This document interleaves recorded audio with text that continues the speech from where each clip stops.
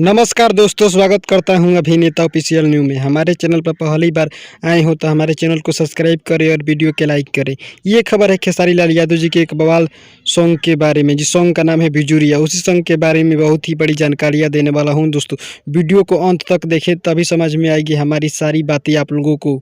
इस गाने को लिखे हैं अर्जुन आदित्य छोटू यादव। जी हाँ दोस्तों, इस गाने को लिखे हैं अर्जुन आदित्य छोटू यादव और इस गाने की म्यूजिक दिए हैं बीकी बॉस। जी हाँ दोस्तों, और इस गाने की म्यूजिक दिए हैं बीकी बॉक्स और इस गाने को गाए हैं खेसारी लाल यादव जी और कल्पना। जी हाँ दोस्तों, खेसारी लाल यादव जी और कल्पना ने इस गाने को गाए हैं। गाने के रिलीज की बात किया जाए तो इस गाने को रिलीज किया जाएगा SRK म्यूजिक यूट्यूब चैनल पर 6 तारीख को सुबह 6:30 पर। जी हाँ दोस्तों, SRK म्यूजिक यूट्यूब चैनल पर 6 तारीख को सुबह 6:30 पर इस गाने को रिलीज किया जाएगा। जो भी भाई लोग इस गाने को देखना और सुनना चाहते हैं 6 तारीख को 6:30 पर जाकर देख सकते हैं।